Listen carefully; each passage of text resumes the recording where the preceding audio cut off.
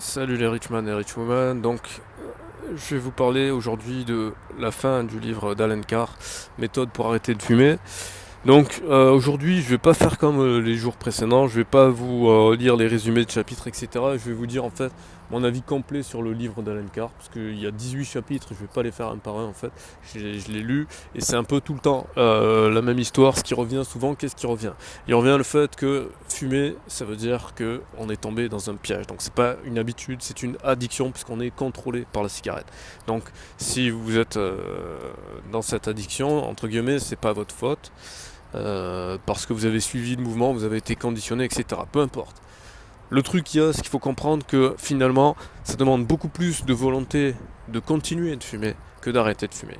Parce que ça vous demande de la volonté de lutter contre votre instinct de survie en vous détruisant la santé. Ça vous demande de lutter contre votre esprit rationnel qui est au courant que c'est mauvais pour votre organisme, que ça vous fait dépenser de l'argent, que ça va vous jaunir les dents, que ça va vous déchausser les dents, que ça va vous faire vieillir la peau, que ça va vous faire avoir des risques de cancer, de poumons, de la gorge, et j'en passe.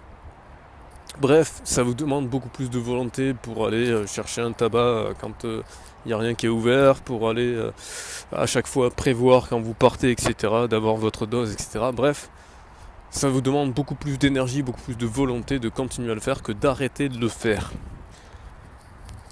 Alors pourquoi est-ce que vous continuez? Parce que c'est un piège ultra diabolique et que la nicotine, ça vous donne une dépendance très importante. Mais ce qui est important dans ce livre-là, et c'est ça le point le plus intéressant, c'est que finalement, eh bien, la dépendance, elle n'est pas physique, mais elle est psychologique.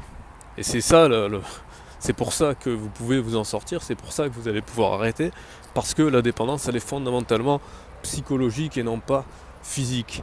Et c'est ça qu'il faut comprendre absolument. Donc tout le livre, en fin de compte, l'objectif, c'est de vous faire comprendre que votre dépendance est d'ordre psychologique. C'est de vous faire comprendre que vous êtes tombé dans un piège et qu'il ne tient plus qu'à vous de vous en rendre compte. Et à partir du moment où vous vous rendez compte que vous êtes tombé dans un piège, vous pouvez sortir de ce piège sans aucun effort particulier. C'est ça la morale du livre de Alan Carr. C'est une sorte de méthode Coué où il vous dit à longueur de temps dans le livre, vous êtes tombé dans un piège, vous pouvez en sortir à partir du moment où vous en prenez conscience. Donc tout au long du livre, il vous le répète, il vous le redit, jusqu'à ce que vous en preniez conscience. Prenez conscience que vous êtes tombé dans un piège et qu'il ne tient qu'à vous d'en sortir. Voilà, donc c'est la fin de cette série sur la méthode d'Alan Carr. Alors moi je vous le dis tout de suite, son style, moi je le trouve ultra pourri, ça m'a donné envie de lui donner des baffes. Mais il faut reconnaître que si vous êtes sensible à ce genre d'argumentaire, effectivement ce sera très efficace. C'est ce que d'ailleurs disent tous les gens qui l'ont appliqué, que ce soit dans le livre où il se fait énormément de promotion, énormément de preuves sociales. Moi c'est ça qui m'a gonflé personnellement. Mais si ça peut vous aider, tant mieux.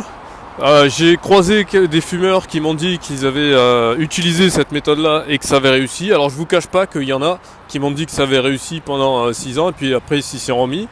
Il y en a pour lesquels ça a marché et qui n'ont plus jamais fumé de cigarette de leur vie. Donc voilà, donc essayez, ça coûte pas grand-chose. Le livre il fait moins de 20 € et de toute façon ce sera toujours un bon départ.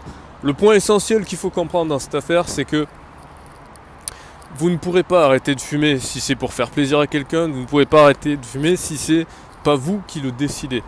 Donc c'est ça le point fondamental. Le point fondamental, c'est qu'il faut en avoir envie.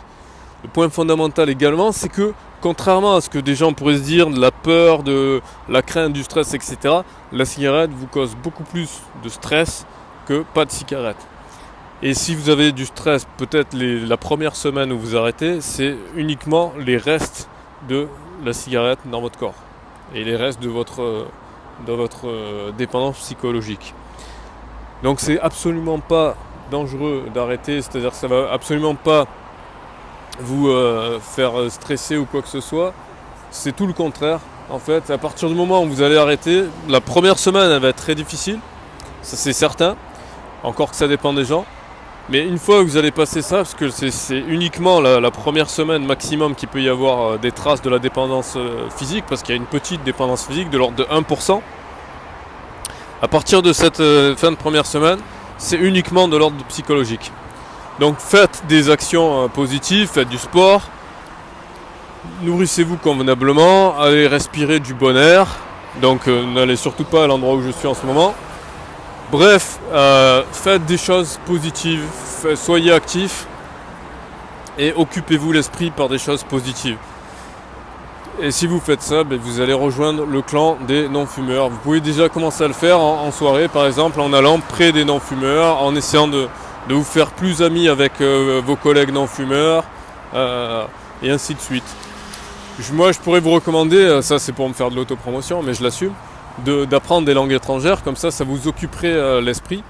Et en plus, vous développerez une certaine jubilation, parce que quand on apprend une langue étrangère, généralement, on est assez content. De toute façon, en règle générale, quand on apprend quelque chose de nouveau, on est content, on retrouve un peu son âme d'enfant de découvrir le monde, parce que l'une des raisons pour lesquelles l'être humain est spécifique par rapport aux autres espèces, c'est sa curiosité. Donc le fait d'apprendre quelque chose, ça permet de satisfaire notre curiosité naturelle, et c'est peut-être l'addiction la plus saine qui soit, développer votre curiosité naturelle, et ce sera